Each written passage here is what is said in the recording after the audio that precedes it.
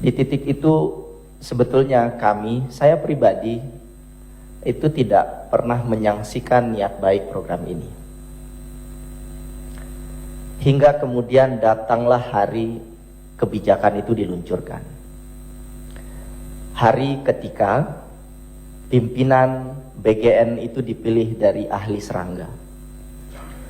Datanglah hari ketika pimpinan BGN itu dari polisi dan TNI. Sampai kemudian datanglah hari ketika penunjukan SPPG itu tidak melewati skema pengadaan barang dan jasa yang benar. Datanglah hari ketika kita kemudian tahu SPPG itu dimiliki oleh unsur entitas yang terafiliasi dengan penguasa. Datanglah hari kemudian kita tahu ada ribuan dapur dimiliki oleh polisi, kemudian TNI, ormas keagamaan, termasuk juga mereka yang terafiliasi dengan partai politik. Sampai kemudian datanglah hari ketika Pak Prabowo berpidato bahwa polisi dan TNI dilibatkan dalam pemberian program makan bergizi gratis. What's going on here? Saya menghabiskan belasan tahun meneliti tentang perlindungan sosial di banyak negara. Saya menyelesaikan S2 dan S3 saya di Inggris. Tidak ada satupun negara di seluruh dunia yang program makan bergizi gratisnya dilakukan oleh aparat keamanan. Saya boleh katakan satu lagi. Dari semua program perlindungan sosial yang ada di seluruh dunia, we are the biggest. Free Meal School program ini adalah program terbesar dari segi anggarannya. Dan satu catatan menarik, adalah program terbesar inefisiensi dan potensi korupsinya di seluruh dunia. Hingga kemudian datanglah hari ketika kepala BGN ditangkap, datanglah hari kemudian Kejaksaan Agung diminta berhenti untuk mengumpulkan data berkaitan dengan korupsi di MBG. Kami publik ditontonkan oleh irasionalitas yang tidak masuk akal. Andai kami boleh curhat Bapak Ibu, ini lembaga terhormat, titik terakhir yang kami mungkin bisa mengadu. Selama 2 tahun terakhir, kami ngobrol diskusi dengan KPK. Kawan-kawan sudah berdiskusi dengan kementerian, segala macam kementerian, termasuk BGN. Pada saat studi kami dirilis dihadiri oleh BGN. Kami juga sudah datang bertemu dengan banyak entitas masyarakat sipil. Dan hingga detik ini banyak sekali yang kemudian kami tidak tahu lagi solusinya apa. Kami pernah ke Komisi Pengawas Persaingan Usaha. Yang jelas-jelas penunjukan SPPG ini melanggar prinsip itu. Yang kemudian memukul banyak petani lokal, peternak lokal, dan lain-lain. Per hari ini Bapak Ibu, instabilitas harga pangan luar biasa parah. Week to week, harga daging ayam dibandingkan minggu yang lalu itu meningkat lebih dari 10% di daerah yang paling banyak SPPG-nya.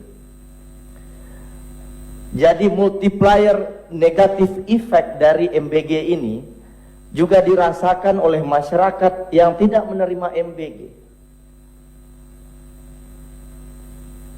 Nah, dari semua proses yang kami lewati Bapak Ibu,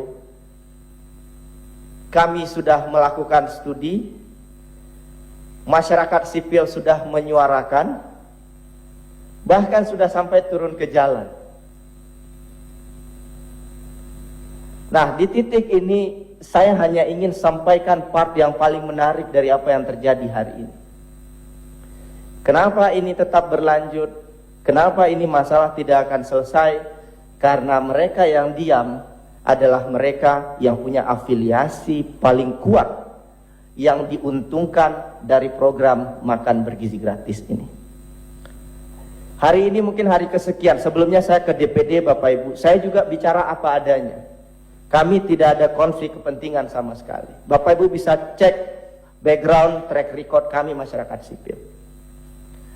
Keinginan dari masyarakat sipil itu sederhana. Program ini anggarannya itu masif sekali. Dan ditargetkan lagi 200-an triliun. Saya hanya ingin bilang, kalau seandainya mau fair bicara best practice di negara lain, Pak Presiden bisa telepon Pak Lula dari Brazil. Berapa anggaran free meal school di Brazil? Itu hanya 2% dibandingkan anggaran pendidikannya. Berapa di Indonesia? 34% dari anggaran pendidikan. Ini bukan anggaran baru, tapi memakan anggaran pendidikan yang sudah ada. Itulah terjadi yang kita saksikan hari ini. Saya ngajar di kampus, beasiswa itu mengalami pengurangan signifikan Bapak Ibu tahun ini. Anggaran pendidikan di daerah itu, pelatihan untuk guru, pelatihan untuk siswa sekolah di dinas pendidikan berkurang signifikan. Termasuk juga anggaran-anggaran pendidikan yang lain. Jadi ada trade-off kebijakan yang sangat mengerikan berkaitan dengan MBG ini.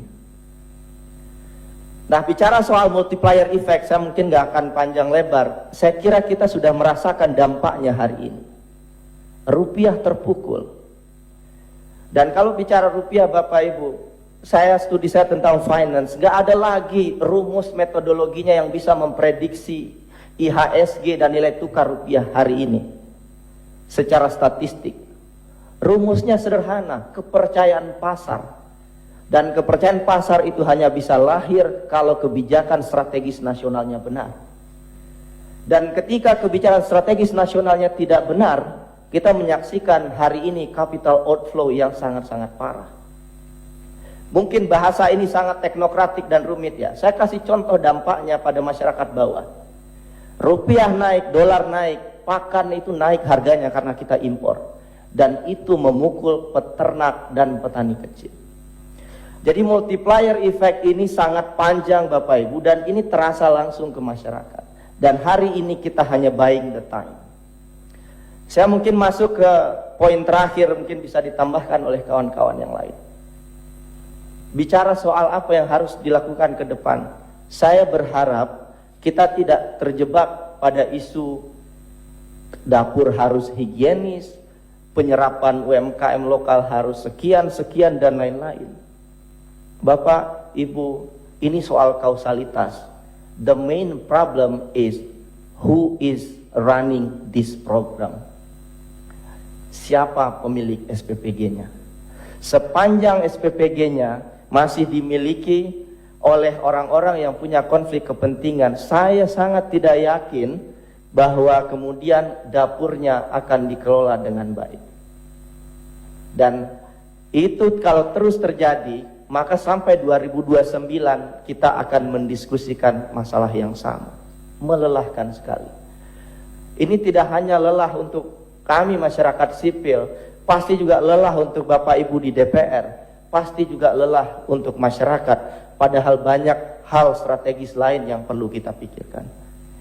Maka di titik itu saya mungkin hanya akan bilang, secara demokrasi hanya ada 3 institusi yang bisa menghentikan dan mengevaluasi program ini.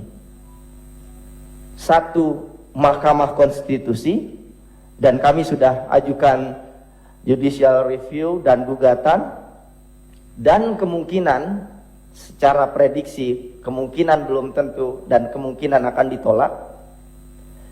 Institusi kedua yang bisa menghentikan dan mengevaluasi program ini adalah Dewan Perwakilan Rakyat. Ada hak yang melekat di sana secara demokrasi. Dan entitas ketiga yang bisa menghentikan ini adalah Prabowo Subianto. Dan terus terang saya hanya ingin bilang, dari 3 entitas ini kami berada dalam kekecewaan dan kekhawatiran ini tidak akan kemana-mana dan direspon oleh ketiga institusi ini. Sangat menyakitkan kalau kami berharap pada entitas keempat, yaitu Tuhan yang Maha Kuasa. Dan hari ini part terakhir yang ingin saya sampaikan juga, kami masyarakat sipil yang menyuarakan ini disuruh pindah negara. Ini adalah titik terendah terus terang bagi saya keluar negeri, sekolah, kawan-kawan berjuang dengan baik untuk masyarakat, kemudian kita melakukan ini disuruh pergi keluar Indonesia. This is so painful.